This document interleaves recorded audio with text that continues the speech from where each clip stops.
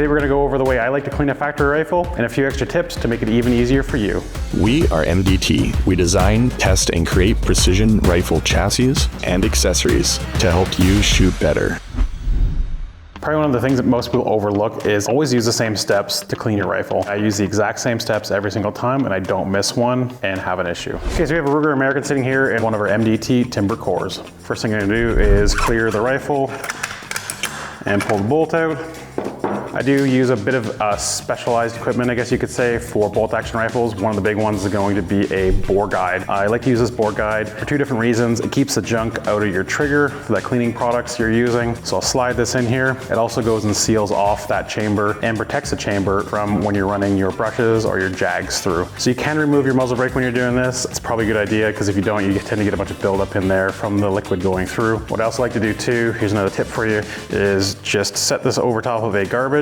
I always like to have my muzzle directly over top of a garbage can so I can just pull back on that rod and drop the patch directly into the garbage. So I like to keep an assortment of jags and brushes and stuff like that for when I'm traveling, a few extra patches that kind of get me through if I am on a bit of a pinch. You're also gonna need some cleaner. What I like to do is take a Tupperware kind of like this and put in patches in here loosely and then cover them with liquid. Makes it nice and easy and fast to grab them and put them on the bore guide here and then send them through the barrel. So I like to use a spike jag like this. I'm not a big fan of the push through jags. I find these hold on to the patch really well and I'm not gonna be reusing that patch, so I'm just gonna push it straight through. So I'll go take this, thread it into a one-piece rod.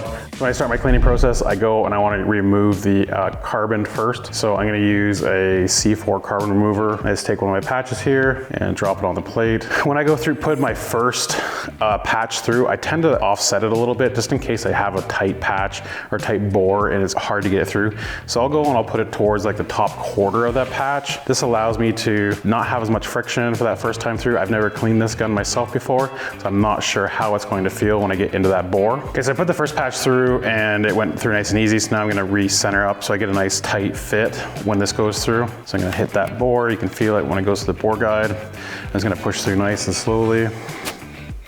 It's gonna come out the end. I'll pull this back out and then I'll usually give it a wipe, say every 2 or 3 patches I put through. I'm trying to clean the gun, not put more gunk into the gun.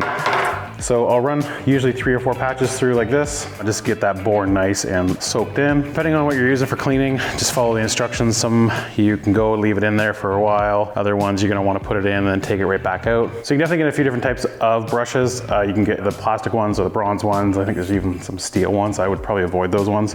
Using this bronze brush is a little more aggressive than the plastic ones I find, so it just cleans a little bit faster and it still won't do any damage. Usually what I do is I'll actually take a little bit of cleaner and put it directly on that brush. And then I'll start taking this and pushing it through the bore.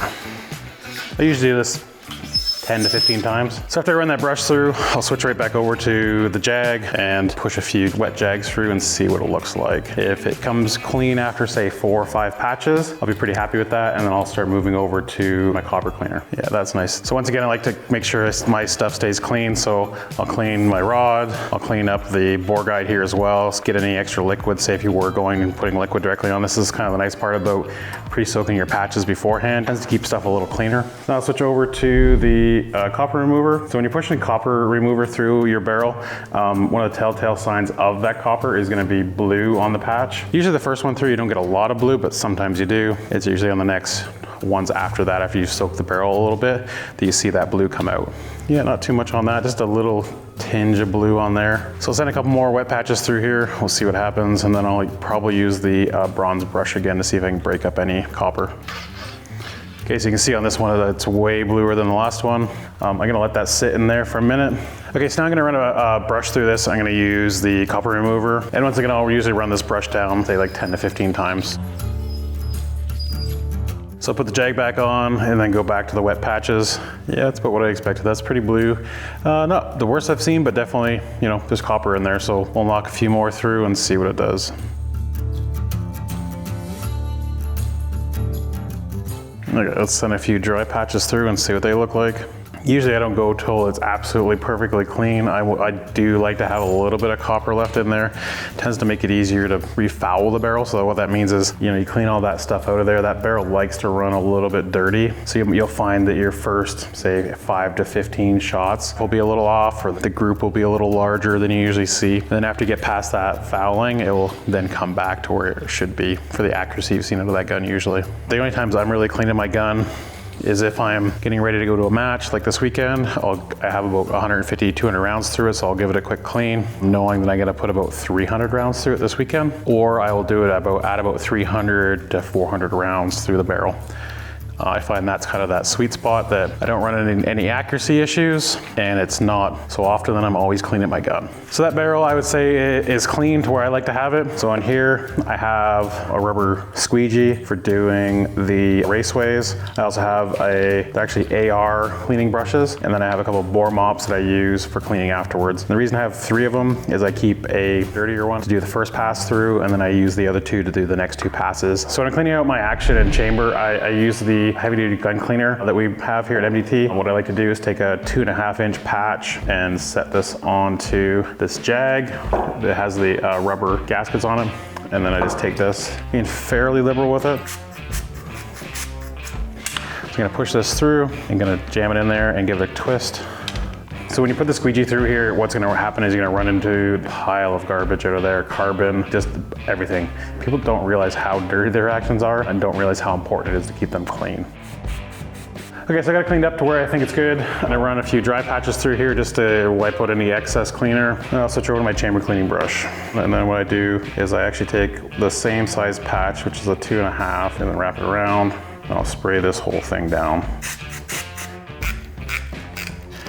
I'm gonna pull that out. You can see that it's pretty black, even a little bit of blue in there from the carbon remover still left in there. So I'll do that a few more times with the wet brush and the heavy duty eliminator. I'm happy with that. I'm gonna go and put a dry patch through it just to dry it out. That's good and clean now for that. I'll take this brush off now and go over to my bore mop. That just kind of gets the last little bit out of there. Really not a whole lot's gonna come out on this. So the last step I go through is I go and put a dry patch through, being careful to put it into the chamber. This just helps take out that last little bit of moisture you might have in there. Okay, so basically what we're gonna do now is we're gonna clean up the bolt here. This one's fairly clean, it's not too bad, but it's gonna be surprising how much you actually get off of it. So we're gonna use the heavy duty cleaner here, give it a quick spray down. And then just take a shop cloth and give it a wipe. Making sure you get in around where the lugs are and by the bolt face. Now we're gonna go take the CLP X Nano Guard and give that a spray. We're gonna give it a pretty good soak, gonna give it a good shake here. It's gonna come out kind of brownish when you spray it on there. And I'll give it a quick wipe. And just get all the excess off, because I like to run these bolts fairly dry.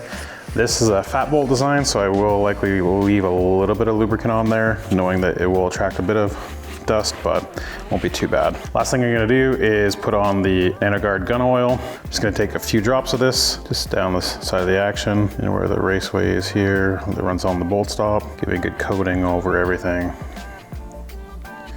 I'll just give it a quick wipe, not taking it all off, but taking a good chunk of it off. So after I've got it cleaned up, I'll go take my grease and put a little dab of grease on each one of the lugs. Just a little tiny amount. Take it and drop it back into the action here. And I'll just work that bolt back and forth. And that gun is good to go. So as you can see, cleaning your rifle doesn't have to be complicated. If you want a more in-depth cleaning process and a little more tips and tricks on this, go check out the video we did with Francis and Chad a couple years ago. You have a precision piece of equipment, you just need to be consistent and keep it going for a long time.